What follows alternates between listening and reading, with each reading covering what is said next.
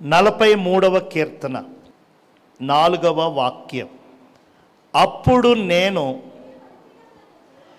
దేవుని బలిపీఠమునొద్దకు నాకు ఆనంద సంతోషములు కలుగు చేయు. చాలు తల్లి. ఈరోజు నా వర్తమానము సంతోషము. చెప్పండి, సంతోషం. ఈ సంతోషం అనే మాట అందరికీ ఇష్టం. ఇష్టం కదా అని ఆ సంతోషం అందరికీ దొరుకుతుందా అంటే అందరికీ దొరకటంలా. ఈ రోజుల్లో కొదువ కొరత అంటూ ఏమీ లేదు. డబ్బులున్నాయి, అందరికీ బంగారం ఉంది, బట్టలు ఉన్నాయి, తిండి ఉంది, ఇల్లుంది, వస్తువులు ఉన్నాయి, వాహనాలు ఉన్నాయి. నేడు మనిషికి ఏది కావాలంటే అది ఉంది. అప్పో చొప్పో తర్వాత విషయం అండి. ఏమండి, అప్పో ఏదో మొత్తానికి అనుకున్నది కావలసినది ప్రతి ఒక్కరూ సంపాదించుకుంటున్నారు, ప్రతి ఒక్కరూ అనుభవిస్తున్నారు. లోటు లేదండి. అయితే అనేక కుటుంబాల్లో ఉన్నటువంటి ప్రధానమైన లోటు, అనేక గృహాల్లో అనేక మంది జీవితాల్లో ఉన్నటువంటి ప్రధానమైన లోటు ఏమిటి అని అంటే సంతోషము. చెప్పండి, సంతోషము లేదు, ఆనందము లేదు. ప్రతి ఇంట్లో ప్రతి కుటుంబములో ఈ కరువు, ఈ కొదువ, ఈ ఇబ్బంది కనబడుతూ ఉంది. హల్లెలూయా. డబ్బు సంతోషాన్ని ఇవ్వదు. ఆరోగ్యము, లేకపోతే ఉద్యోగము, సంతానము, ఇంకొకటి ఒకవేళ ఇచ్చిన ఆ సంతోషము కొద్దిసేపే. ఆ పని అయ్యే వరకే, అది తెచ్చుకునే వరకే, అది సంపాదించుకుని వేసుకునే వరకే, కట్టుకునే వరకే. ఆ తర్వాత మళ్ళా మామూలే. దేవునికి స్తోత్రం. పైకి బాగున్నారా తమ్ముడు, బాగున్నారా చెల్లి అంటే బాగున్నామండి అంటారు. పక్కకు తీసుకెళ్ళి అమ్మ ఏంటి నీ సమస్య, అయ్యా ఏంటి నీ బాధ అంటే బోళ్ళు చెప్తారు. ఇన్ని మామూలుగా అడిగితే బాగున్నారా అంటే బాగున్నామంటారు. అలా కాక చెప్పు నీ సమస్య ఏంటి, నీ బాధ ఏంటి, నీ బెంగ అని అడిగామనుకో బోళ్ళు చెప్తారు. ప్రతి ఒక్కరూ చెప్తారు. హల్లెలూయా. ఎంతున్నా ఏమున్నా సరే మనిషికి మాత్రం ఈ బాధ, మనిషికి మాత్రము ఈ దిగులు, మనిషికి మాత్రం ఈ బెంగ ఎక్కువైపోతూ ఉంది. కొన్ని చెప్పుకోగలరు, కొన్ని చెప్పుకోలేరు. ఆ చెప్పుకోలేని ఆ బాధలు, ఆ ఇబ్బందుల చేత సతమతమైపోతూ ఉన్నారు, కుమిలిపోతూ ఉన్నారు, కృంగిపోతూ ఉన్నారు. ఒక నెల క్రితం నేను చదివాను. వైజాగ్లో చదువుకుంటున్నారట.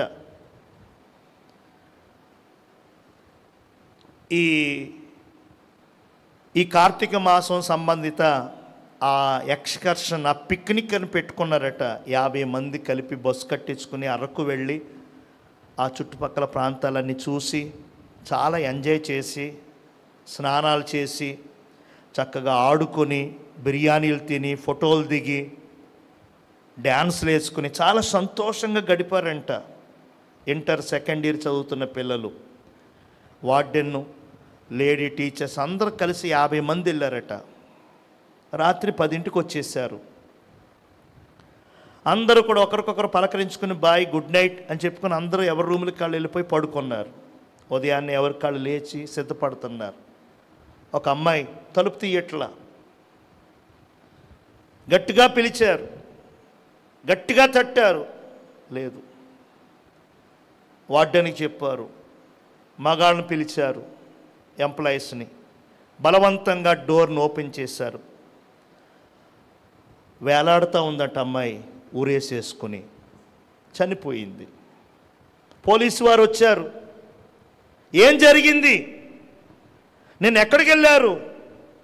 పలానా చోటుకి వెళ్ళా. అక్కడ ఈ అమ్మాయిని ఏదని అన్నారా? ఎవరేమనలా. నేను ఎలా ఉంది ఏంటి సార్? చాలా హ్యాపీగా ఉంది, నవ్వింది, డ్యాన్స్లు వేసింది, బిర్యానీ తిన్నది, అలాగా అలాగా. అసలు తాను చాలా జోక్గా సిల్లీగా ఉంటుందండి, చాలా చక్కగా ఉంది. హల్లెలూయా. మరి ఏమనకపోతే ఎందుకు ఇలా చేసింది ఈ అమ్మాయి? ఏమో సార్ తెలియదండి, ఏమో సార్ మాకేం తెలియదండి అంటే ఆమె పైకి నవ్వుతుంది కానీ, పైకి డ్యాన్సులు, పైకి బిర్యానీలు, పైకి ఫోటోలు, పైకి స్నానాలు చేశారు కానీ లోపల మాత్రం తనకేదో చెప్పుకోలేని బెంగ, చెప్పుకోలేని బాధ, తట్టుకోలేకపోతున్నటువంటి ఏదో సమస్య.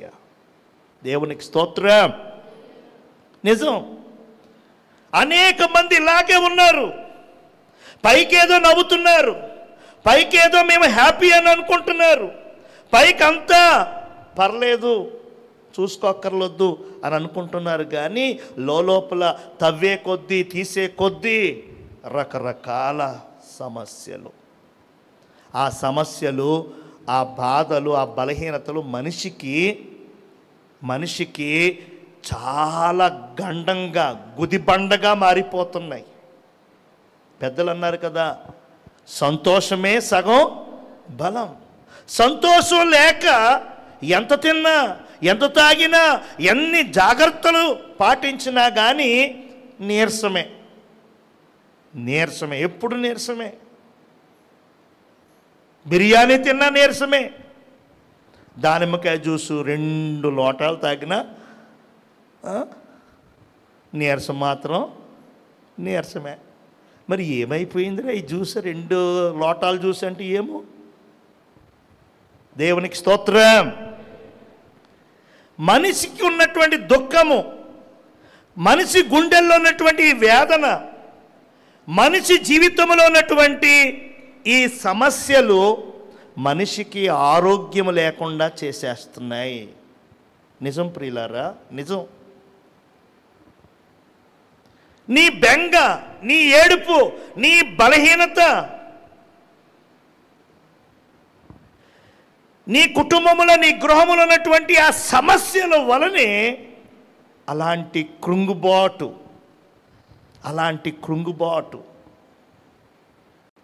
నాకు ఏం కొదవలేదండి, నాకేం కొరత లేదండి, అన్నీ ఫుల్లేనండి, అన్నీ సమృద్ధండి అంటారు. అన్నీ ఫుల్గా, అన్నీ సమృద్ధిగా ఉన్నా సరే వారి జీవితాల్లో మనసుకు లేనటువంటి సంతోషము, హృదయానికి కలిగినటువంటి గాయం వల్ల ఎంతున్నా సరే వారు ఇబ్బందులు పడతానే ఉన్నారు. దేవునికి స్తోత్రం. కొంతమంది సంతోషం కోసం మద్యం, ఆనందం కోసం సినిమాలు, షికార్లు, పందేలు, ఇంకేవో కొన్ని పాపములు,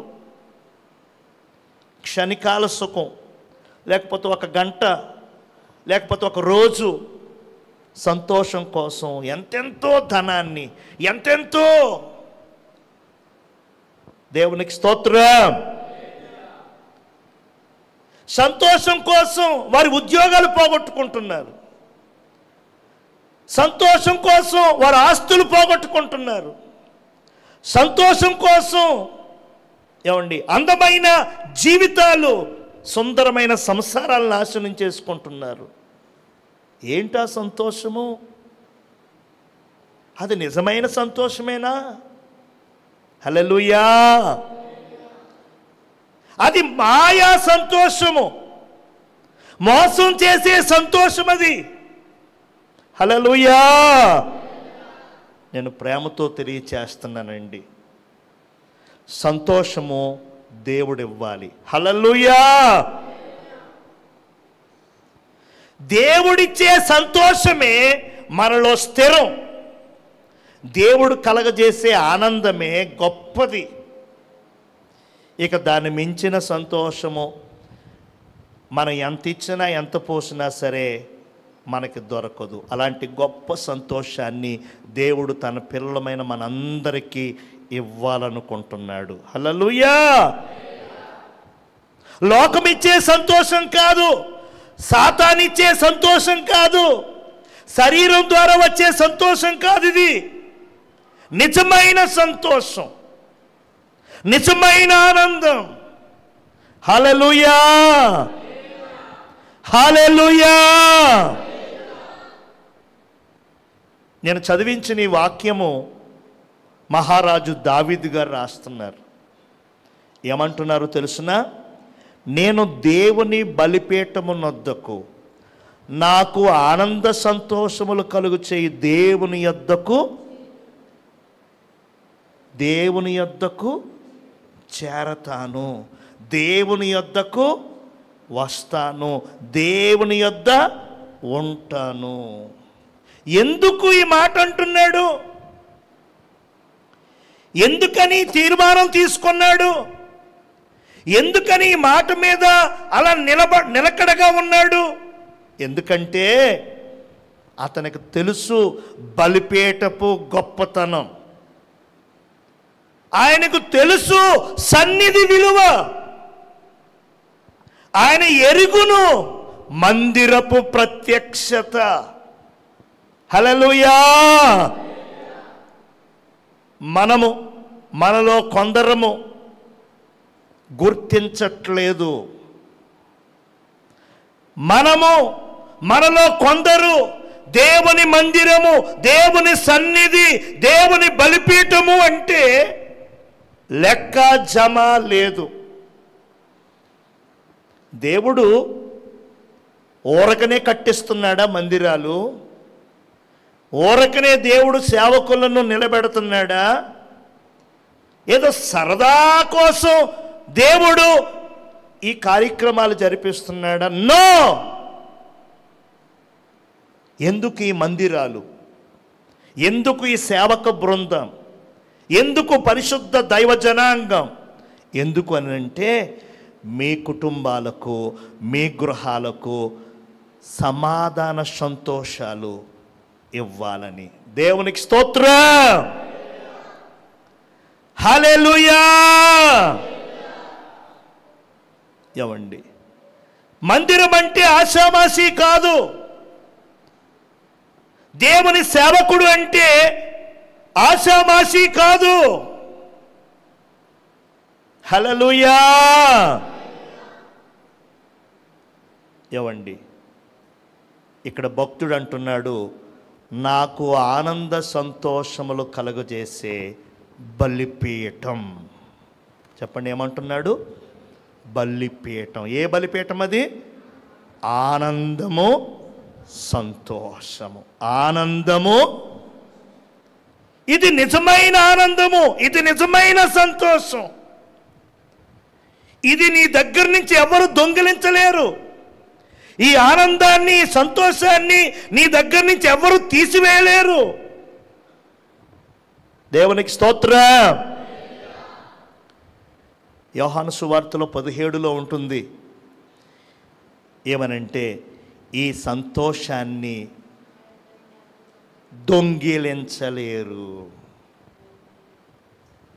సాతానుగాడు అన్నీ దొంగిలించేస్తాడు మన దగ్గర. చెప్పండి, అపవాదిగాడు మన దగ్గర అన్నీ, డబ్బులు, ఆరోగ్యము, ఆహారము, పిల్లల జీవితం, మన ఇల్లు, మన కుటుంబాలు అన్నిటినీ కూడా కాజేస్తున్నాడు, అన్నిటినీ కూడా పాడు చేస్తున్నాడు, అన్నిటినీ కూడా మృంగుతున్నాడు. కానీ దేవుడిచ్చే ఈ సంతోషాన్ని మాత్రం ఎవ్వడు దొంగిలించలేడు. ఆడి వలన, ఆడి తరము కాదు. దేవునికి స్తోత్రం. అలాంటి గొప్ప సంతోషము, గొప్ప ఆనందము దేవుని సన్నిధిలో, దేవుని బలిపీఠం దగ్గర, దేవుని మందిరములో, దేవుని సంఘములో నీకు దొరుకుతుంది.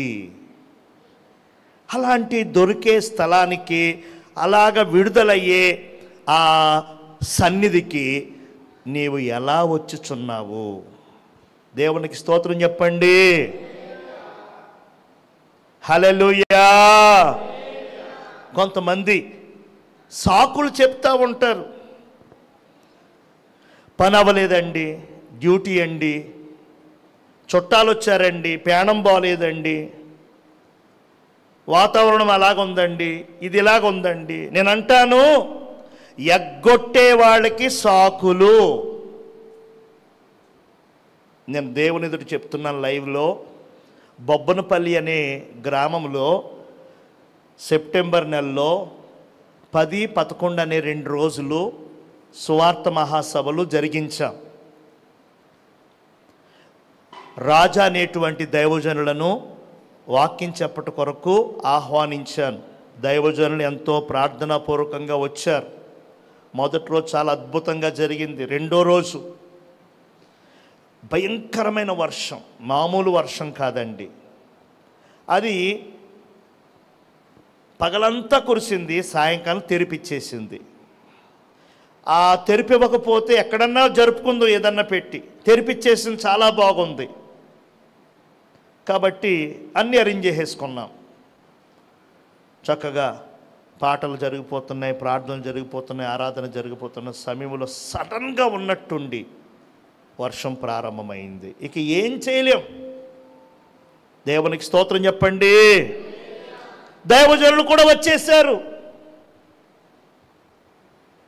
ఆయన ఎంత ఆత్మీయులో, ఆయన ఎంత సువార్త పట్ల, సేవ పట్ల ఎంత మరి ఆ దర్శనం కలిగి ఉన్నారో అసలు ఆయన చేసిన చర్య వల్ల నేను తెలుసుకున్నాను. దేవునికి స్తోత్రం. వర్షంలో కూడా నిలబడి గొడుగేస్తామంటే వద్దని చెప్పి గంటం పావు ప్రసంగం చెప్పారండి. వర్షంలో, భయంకరమైన వర్షంలో. దేవునికి స్తోత్రం. ఇప్పుడు నేను అంటాను, సుమారు ఒక 600-700 మంది వచ్చారు ఆ సభకి. ఒక 5-6, ఒక 10 మంది తప్ప ఎక్కువ మంది వెళ్ళలేదు. ఆ కుంభ వర్షంలో ఇంచుమించు 600 మంది తడిచారు. 600 తడుస్తానే విన్నారు వాక్యం. దేవునికి స్తోత్రం చెప్పండి. ఒక్కరికి రొంప పట్టినట్లు, తుమ్ము వచ్చినట్లు, ఒక్కరికి జ్వరం వచ్చినట్లు లేదు దాఖలా. ఏవండి? హల్లెలూయా.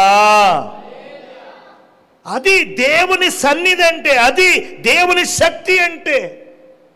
మనం ఉడుకు నీళ్ళు తాగినా సరే అత్తమాట సీవిడి కారుతానే. ఉడుకు నీళ్ళు తాగావా? ఉడుకు నీళ్ళు తాగాను. మప్పలేరు కట్టుకున్నావా? మప్పలేరు కట్టుకున్నాను. స్వెటర్ వేసుకున్నావా? స్వెటర్ వేసుకున్నాను. ఈ తుమ్ములు ఏంటి? ఆ తుమ్ములే. దేవునికి స్తోత్రం. హల్లెలూయా. మొన్న బెంగాల్ వెళ్ళినప్పుడు, బీహార్ వెళ్ళినప్పుడు నాకు కూడా రొంప పట్టింది. మామూలు నీళ్ళే తాగుతాను ఎప్పుడు, చల్లయి తాగను, వేడి తాగను. మా ఫ్రెండు వేడి నీళ్ళు తాగు బాగుంటుంది, కొంచెం చలిగా ఉంది కదా అన్నారు. నాకు అలవాట్లేదు, నేను వేడి నీళ్ళు తాగను అన్నాను. కానీ అసలు వేడి నీళ్ళు చాలా మంచిది అన్నారు. మంచిదంటే అది స్టార్టింగ్ నుంచి ఉండాలి అలవాటు. సడన్గా వచ్చి మంచిదన్నారని తాగేయడమే, ఇంకెత్తేసాను, తాగేసానండి వేడి నీళ్ళు. ఆ తర్వాత మళ్ళా మామూలు నీళ్ళు తాగాను. ఉదయమేమో వేడి నీళ్ళు తాగాను, మధ్యాహ్నమేమో మామూలు నీళ్ళు తాగాను. మళ్ళీ మా ఫ్రెండ్ వచ్చారు, మళ్ళీ ప్లాస్కి వచ్చారు, మళ్ళీ వేడి నీళ్ళు తాగాను. అంతే, మొదలు పెట్టేసింది రొంప. దేవునికి స్తోత్రం. ఎంత బాధపడ్డానో తుమ్మలేక. తుమ్మి తుమ్మి ముక్కెండిపోయి, తుమ్మి తుమ్మి మొత్తం ముఖమంతా ఎర్రగైపోయి అందరూ అన్నారు, ఏం జరిగింది పాస్టర్ గారు అన్నారు నన్ను. ఏంటి నిన్న బాగానే ఉన్నారు కదా, ఇవాళ ఇలాగైపోయారేంటి అంటున్నారు. దేవునికి స్తోత్రం. చిన్న రొంప, నీరు మారో లేకపోతే ఇంకేదైనా వాతావరణం మారిపో. కుంభవర్షం కురిస్తే గంటన్నర సేపు ఎవ్వరు కదలలేదండి. నేను ప్రార్థన చేశాను, అయ్యా ఎవరికైనా ఏదైనా చంటి బిడ్డలను కూడా ఒళ్ళో పెట్టుకుని పాలిచ్చే తల్లులు కూడా ఏదో చిన్న కొంగు, చిన్న ఏదో ప్లాస్టిక్ కవర్ అడ్డెట్టుకుని పిల్లల్ని తడపకుండా తడుస్తారు. అలా చూసుకున్నారండి. ఒక్కలకు కూడా జ్వరం కానీ, రొంప కానీ, ఇంకోటి జరగలేదండి. ఇప్పుడు బొబ్బనపల్లిలో పేరు వచ్చింది దేనివల్ల అంటే, రాజాగారు వచ్చిన వల్ల కాదు, ఫస్ట్ టైం మనం మీటింగ్ పెట్టడం వల్ల కాదు, అంత జనం రావటం వల్ల కాదు, కుంభవర్షంలో వాకింగ్ చెప్పారు, అది సూపర్, అది కాదు. గంటన్నర వర్షంలో అందరూ కదలకుండా కూర్చొని విన్నారు. గంటన్నర వర్షం ఉన్నా సరే ఒక్కలకు కూడా రొంప, అది ఇప్పుడు హైలైట్ అక్కడ. దేవునికి స్తోత్రం, హల్లెలూయా. సాకులు ఎందుకంటే మానేసే వాళ్ళకి చెప్పుకోవడానికి సాకులు ఎందుకు రాలేదంటే ఏదేదో సాకు. మందిరం ఎందుకు మానేశావు? పనుండి మానేశాను అన్నయ్య అంటే, పని లేదా అన్నయ్యకి? పని పాట లేక వచ్చాడా ప్రార్థనకి? పనులు నీకే, అబ్బో తెగదొల్లిచ్చేస్తారు అని అనాలా నేను? పనుండి అనకూడదు, పనులు అవ్వలేదు అనకూడదు. దేవునికి స్తోత్రం. ఎంతో ప్రాణాపాయం, ఏదో గొప్ప కష్టము ఎవరికో, ఇంటి వారికో, రక్త సంబంధికులకు వస్తే అనుకోవచ్చేమో, కానీ చీటికి మాటికి సన్నిధికి మందిరానికి మానివేసే అలవాటు మంచిది కాదు. దేవునికి స్తోత్రం.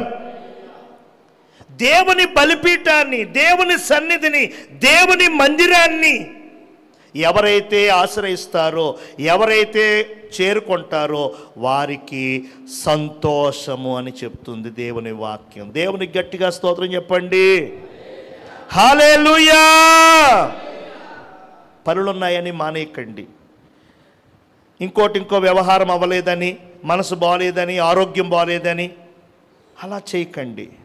దేవుని మందిరానికి వస్తే, దేవుని సన్నిధిలో ఉంటేనే సంతోషము. దేవుని సన్నిధిని మానేసి నువ్వెంత సంపాదించుకో, ఎంత కూడబెట్టుకో, ఎంతమందిని వెనకాలేసుకొని తిరుగు, అది బాధ, దుఃఖము, వేదన, శాపానికే తప్ప దాని వలన ఉపకారం ఏమీ లేదు. హల్లెలూయా. మరి మందిరానికి ప్రతిరోజు రాము కదా, వారానికి ఒక్కరోజే కదా? అవును, వారానికి ఒక్కరోజు సమాజంగా కూడుకోవాలి. అనుదినము ఏమి చెయ్యాలి అని అంటే, నీ ఇంట్లోనే దేవుని బలిపీఠంగా ప్రార్థన జరిగేలా చూసుకోవాలి. నీ భర్తతో, నీ భార్యతో, నీ బిడ్డలతో కలిసి ఒక కీర్తన, ఒక చిన్న వాక్యము, ఒక చిన్న ప్రార్థన. ఏ ఇంట్లో అయితే, ఏ కుటుంబంలో అయితే ఈ బలిపీఠపు అనుభవం ఉంటుందో, ఈ సన్నిధి అనుభవం ఉంటుందో, ఆ ఇంటికి సంతోషము. దేవునికి స్తోత్రం. హల్లెలూయా. అస్తమాను టీవీలు మోగుతున్నాయి కొందరి గృహాల్లో, అస్తమాను సెల్ ఫోన్లతోనే మాటలు, ఆటలు, పాటలు, అస్తమాను కబుర్లు, కొంతమందికి అస్తమాను ఇవే పనులు. వాటి వల్ల ఏంటి ఉపకారం? మంచి జరగట్లేదు సరికదా, ఎంతో చెడు జరుగుతుంది. మేలు కాదు కదా, ఎంతో కీడు. దేవునికి స్తోత్రం. ఒక తీర్మానం తీసుకుందాం. అయ్యా, నా కుటుంబానికి, నా ఇంటికి, నా గృహానికి సంతోషం వచ్చినట్లుగా, ఆనందం కలుగునట్లుగా నేను ఈరోజు నుంచి ప్రతి పరిశుద్ధాదివారాన్ని నీ సన్నిధిలో నేను ఉంటాను. అనుదినము నా గృహములో నీ సన్నిధిని జరిగింపచేస్తాను. ఒక తీర్మానం చేసుకోవాలి. దేవునికి స్తోత్రం. రెండవ విషయము, 119వ కీర్తన 92వ వాక్యం. 119వ. అమ్మ, మీ అంత స్పీడ్ ఎవరు లేరమ్మా, నేను కూడా లేను. రైట్, చదవమ్మా. నీ ధర్మశాస్త్ర, నీ లేదా తల్లి అక్కడ? నీ ఉందా? ఓకే, చదవమ్మా. నీ ధర్మశాస్త్రము నాకు సంతోషము ఇయ్యని ఎడల నా శ్రమయందు నేను నశించి